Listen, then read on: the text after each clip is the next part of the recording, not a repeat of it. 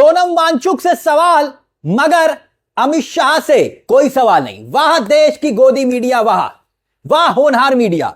सोनम वांगचुक की गिरफ्तारी के बाद अखबारों की ये सुर्खियां देखिए दोस्तों, विदेशी इंटरनेशनल अखबारों की बड़ी बड़ी सुर्खियां आपके सामने एक एक करके हम पढ़ेंगे, मगर सवाल कई हैं, उन सवालों पर भी आएंगे। मगर ये अखबारों की सुर्खियां चीख चीख कर गवाही दे रही हैं कि मोदी सरकार के लिए यह मामला कितनी फजीयत वाला बन चुका है, कितनी बड़ी फजीयत बन चुका है। इन अखबारों की सुर्खियों पर हम आए, मगर क्या यह सवाल नहीं दोस्तों, एक तरफ राम रहीम, याद आया वही बाबा राम रहीम, बाबा बोलते हुए शर्म आए। बाबा राम रहीम को बीजेपी पेरोल पे रिहा कर देती है, करती है ना, पेरोल पर रिहा 2 दर्जन से ज्यादा बार। मगर सोनम गिरफ्तार, एनएसए। प्रज्वल रवन्ना, याद है ना, महिलाओं के साथ अश्लील वीडियो, मगर बीजेपी मौन, क्योंकि मोदी जी प्रचार करते हैं। मगर वांगचुक गिरफ्तार, जो सेना के लिए टेंट बनाते हैं। 1984 की एक तस्वीर दिखाना चाहूंगा दोस्तों। इंदिरा गांधी, देख रहे हैं आप, ये जूस पिला रही है किसको? सोनम वांग्याल को। कौन थे सोनम वांग्याल? वांगचुक के पिता, सोनम वांगचुक के पिता। इनकी मांग थी, अनशन कर रहे थे कि लद्दाखियों को शेड्यूल कास्ट का दर्जा दिया जाए। 1984 इंदिरा गांधी दिल्ली से लद्दाख आई, जूस पिलाया और अनशन तुड़वाया। मगर एक तस्वीर दोस्तों, एक तस्वीर आपने देश के प्रधानमंत्री नरेंद्र मोदी या अमित शाह की देखी हो, आज तक देखी हो तो बताइए। 700 किसान शहीद हो गए, उस कानून के लिए वापस तो ले लिया, क्यों? क्योंकि यूपी में चुनाव था। मगर कभी कोई एक ऐसी तस्वीर देखी आपने? नहीं ना। बीजेपी ने तो वादा किया था कि 370 हटाने के बाद सब कुछ ठीक हो जाएगा, सब कुछ ऑल इज वेल हो जाएगा। मगर सोनम वांगचुक को अमेरिकी एजेंट, चाइनीज एजेंट बताया जा रहा है। जो 4 लोग मर गए ना दोस्तों, इस फायरिंग में जो 4 लोग लद्दाख में मरे, अब तक आम लद्दाखी शांतिपूर्ण आंदोलन कर रहे थे। उन 4 लोगों की जो मौत हुई, उसका जिम्मेदार कौन? क्या यह सवाल देश की होनहार मीडिया ने चाणक्य का जो नाम दे रखा है उनको, देश के गृह मंत्री, उनसे एक बार भी सवाल किया? बीजेपी के फुल टाइम चाणक्य अमित शाह, जिनके लिए हेडलाइन बनती है कि इन्होंने ये मास्टर स्ट्रोक खेला, वो मास्टर स्ट्रोक खेला, विपक्ष की चुनावी रणनीति को धराशायी कर दिया, बिगाड़ दिया। मगर देश की सूरत और सीरत को कौन बिगाड़ रहा है? कोई सवाल पूछा? यह कहा जाता है कि अमित शाह सीट शेयरिंग की बात कर रहे हैं। महाराष्ट्र में इलेक्शन हो रहा है, सीट शेयरिंग को लेकर बात पक्की हो गई, गठबंधन के साथियों को मना लिया। नीतीश कुमार के साथ बिहार में चुनाव चल रहा है, गठबंधन के साथियों के साथ बैठक कर रहे हैं अमित शाह। हर जगह सीट शेयरिंग का फॉर्मूला और अमित शाह डिसाइड कर रहे हैं। पार्टी कैसे चलेगी, अमित शाह जी डिसाइड कर रहे हैं।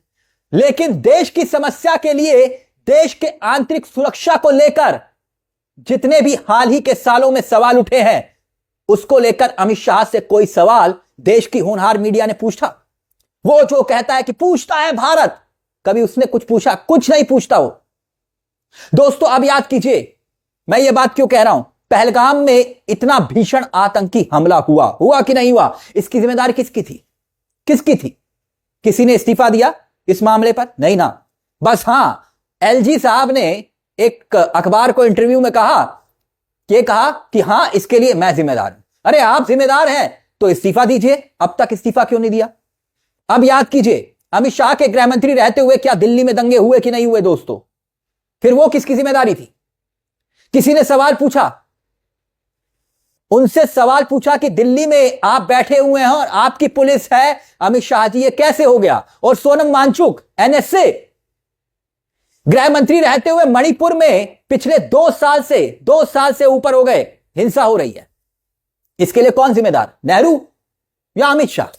अमित शाह के रहते हुए एक यूटी में, Ladakh is a UT, Ladakh में यूटी में हिंसा हो गई। इतने लंबे टाइम से वहां पर बातचीत चल रही थी। आपने इतने सालों से जो प्रोटेस्ट कर रहे थे, प्रदर्शनकारी से, उनसे जो आंदोलन कर रहे थे, आपने कोई बातचीत की? ये कौन पूछेगा? देश की होनहार मीडिया ने पूछा। कितने लंबे टाइम से ये बातचीत क्यों खिंची? एक बड़े नेता को बिठाइए, खुद अमित शाह जी क्यों नहीं बैठे? क्या किसी ने पूछा? नहीं ना। जब आप गठबंधन के साथियों के साथ एक एक सीट के लिए चर्चा करते हैं, देश के चाणक्य, तब क्या लद्दाख की समस्या का समाधान के लिए आपके पास रत्ती भर भी वक्त नहीं है? खैर, यह सवाल पूछेगा कौन दोस्तों? आप जानते हैं, ऐसे शख्स पर एनएसए लगा दिया गया। एनएसए यानी कि राष्ट्रीय सुरक्षा कानून, मतलब भारत सरकार के हिसाब से ऐसा शख्स देश की सुरक्षा के लिए खतरा है। यह कहा जा रहा है सोनम वांगचुक, जो शख्स जो नहीं जानते, चीन के अतिक्रमण पर लगातार यही सोनम वांगचुक बोलते रहे, लगातार खुलेआम बोलते रहे, चीन हमारी जमीन पर कब्जा कर रहा है। यह शख्स एनएसए इस पर लगा। हाल के सालों में लगातार उन्होंने ये आवाज उठाई। सोनम वांगचुक को चीन का एजेंट करार दिया जा रहा है। बीजेपी की ट्रोल आर्मी सोशल मीडिया में उनको चीन का एजेंट बता रही है, जो कल तक इन्हीं सोनम वांगचुक के लिए ताली बजा रहे थे। गजब है ना दोस्तों, जो चीन के खिलाफ लगातार बोलते हैं वो देशद्रोही हैं। आज उसी सोनम वांगचुक की गिरफ्तारी के बाद शायद इसीलिए पूरी दुनिया में उनकी गिरफ्तारी में मीडिया की रिपोर्ट छप रही है। अब मैं वो एक एक करके आपके सामने रखूंगा। कुछ आर्टिकल्स जिसका जिक्र किया जा रहा है, आप चाहें तो खुद ये आर्टिकल देख सकते हैं, पढ़ सकते हैं। दोस्तों, यूके का एक अखबार है द गार्जियन, बड़ा अखबार है। देखिए आप द गार्जियन क्या लिख रहा है, आपके सामने है। इन्होंने सोनम वांगचुक के अरेस्ट पर हेडलाइन बनाई है। हमने क्यों कहा कि देश नहीं दुनिया में सुर्खियां बन रही हैं और देश की थू-थू हो रही है। यूके के अखबार तक पर उनकी गिरफ्तारी की गूंज सुनाई दे रही है। देखिए आप, सोनम वांगचुक की गिरफ्तारी पर जर्मनी का अखबार है, जर्मनी का अखबार दोस्तों, इनका डिजिटल प्लेटफॉर्म भी अखबार छपता है और इसी अखबार में छपा है सोनम वांगचुक की खबर। और ये खबर बकायदा देखिए, कुछ घंटे पहले India arrest activist Wangchuk after Ladakh protest, Germany के एक अखबार में यह खबर छपी हुई है। इसके अलावा यूके के अखबार में आप जानते हैं राइटर्स बहुत बड़ा मीडिया एजेंसी है, बहुत बड़ी मीडिया एजेंसी है। दुनिया भर में राइटर्स को पढ़ा जाता है, मतलब दुनिया भर के विश्वसनीयता के लिए राइटर्स, बुलमर्ग, ये सब मीडिया एजेंसीज हैं जिन्हें पढ़ा जाता है। और यूके की इस मीडिया एजेंसी में लिखा है, Indian police arrest activist Wangchuk after deadly Ladakh protest. देख रहे हैं ना आप दोस्तों, ये अखबारों की सुर्खियां हैं, विदेश की अखबारों की सुर्खियां। मतलब भारत की पुलिस ने वांगचुक को गिरफ्तार किया लद्दाख में डेडली प्रोटेस्ट होने के बाद।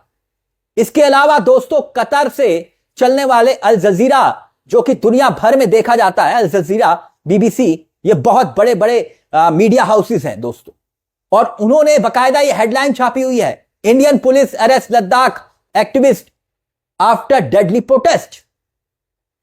इसके अलावा दोस्तों न्यूयॉर्क टाइम्स, अब देखिए न्यूयॉर्क टाइम्स की अखबार की सुर्खियां मैं ये क्यों दिखा रहा हूं आपको, क्योंकि पूरी दुनिया में इसकी गूंज हो रही है। और आप एक शख्स पर एनएसए लगा रहे हैं और वही शख्स देश के लिए, देश की हिफाजत के लिए, देश की सेना के लिए टेंट बना रहा है। अब ये सब अखबारों की सुर्खियां क्या गवाही देती है दोस्तों? एक बड़ी बात यहां पर जानते क्या है, वो ये कि अन्ना हजारे का आंदोलन हुआ था, याद है आपको, 2014 से पहले, 2014 से पहले जब देश आजाद नहीं था, कंगना रनावत के मुताबिक। अब याद कीजिए, मनमोहन सरकार को मंच पर कितना जबरदस्त तरीके से अन्ना हजारे, अरविंद केजरीवाल, किरण बेदी, आम आदमी पार्टी के जितने भी बड़े बड़े नेता थे तब उस वक्त कैसे पानी पी पी कर अन्ना हजारे के साथ मिलकर मनमोहन सिंह की आलोचना किया करते थे। ठीक इस देश की हर समस्या के लिए उस वक्त तत्कालीन प्रधानमंत्री मनमोहन सिंह जिम्मेदार थे, यही बात कहेगी ना। और जमकर आलोचना हो रही थी। अरविंद केजरीवाल ने खुद कितने अनशन किए, अन्ना हजारे ने अनशन किए। इस देश के कोने कोने में अन्ना की अगस्त क्रांति का जिक्र हुआ, कहा गया कि देखिए ये दूसरा देश का गांधी है, क्या नायक हैं जिनकी गूंज सुनाई दे रही। यही बात हुई थी ना दोस्तों। आप जानते हो मैं अन्ना हजारे के इस आंदोलन को क्यों याद दिला रहा हूं आपको।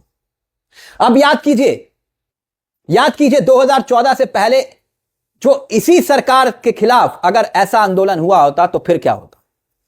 और क्या एनएसए किसी पर लगा था उस दौरान? आप बताइए, लगा था तो बताइए, किसी पर एनएसए लगा था उस आंदोलन के दौरान? वो फर्जी था आंदोलन या नहीं था, मैं उसमें नहीं जा रहा, इसका फायदा किसको हुआ किसको नहीं हुआ। मगर बाबा रामदेव तक काले धन को लेकर आंदोलन किया करते थे, माफ करिए रामदेव। सोचिए 1% उस वक्त सरकार ने अरविंद केजरीवाल को जेल में नहीं डाला, अन्ना हजारे को एक बार भी गिरफ्तार नहीं किया, उनके ऊपर कोई केस नहीं मढ़े। और तब उस वक्त क्या किसी एक शख्स पर एनएसए लगाया गया था? मैंने इसलिए अन्ना हजारे को याद दिलाया क्योंकि इस वक्त सरकार ने किसी को जोधपुर की जेल में नहीं डाला था। और आज एक एक्टिविस्ट जिसने इस देश की सुरक्षा संप्रभुता के लिए हमेशा खड़े होने का जिक्र किया, जो तिरंगे के सामने सैल्यूट मारता है, वो जेल में डाल दिया जाता है। क्यों? उस शख्स की कहानी जिन्होंने लद्दाख में रहकर पूरी दुनिया में देश का नाम रोशन किया, सोनम वांगचुक, वो शख्स दोस्तों क्या देशद्रोही हो सकता है? एनएसए, देश की सुरक्षा के लिए खतरा, नई नई चीजों का जिसने आविष्कार किया हो, इतना पैसा भारत सरकार और सेना का बचाया हो, दोस्तों वही सोनम वांगचुक की गिरफ्तारी क्या दुनिया भर में हेडलाइंस जिसकी बनती हो, वो शख्स क्या देशद्रोही हो सकता है? ये वही सोनम वांगचुक दोस्तों अभी कुछ साल पहले केबीसी में गए थे तो तालियां बज रही थी, और तालियां कौन बजा रहे थे वो भी आपको मालूम है कि देखिए देश की शान, आन बान शान। और वही आज कह रहे हैं कि यह शख्स एनएसए। 2019 में धारा 370 हटाई गई जम्मू कश्मीर से और लद्दाख को अलग यूटी बनाया गया था, तो प्रधानमंत्री की तारीफ किससे की थी? इन्हीं सोनम वांगचुक ने। तब या तो वो उस वक्त गलत थे या अब सरकार। अब आप ही बताइए दोस्तों कि सोनम वांगचुक की गिरफ्तारी को लेकर आप क्या सोचते हैं? यह अखबारों की सुर्खियां, जो विदेशी अखबारों की सुर्खियां हैं, जो बता रही है कि सोनम वांगचुक को लेकर दुनिया भर में क्या नजरिया चल रहा है। आपकी राय का हमें रहेगा कमेंट बॉक्स में इंतजार। मुझे तिलक चावला को दीजिए इजाजत। एक छोटी सी दरख्वास्त, इस चैनल को सब्सक्राइब करना मत भूलिएगा, क्योंकि यह मंच आपका है जहां कलम गुलाम नहीं। नमस्कार, जय हिंद, जय भारत।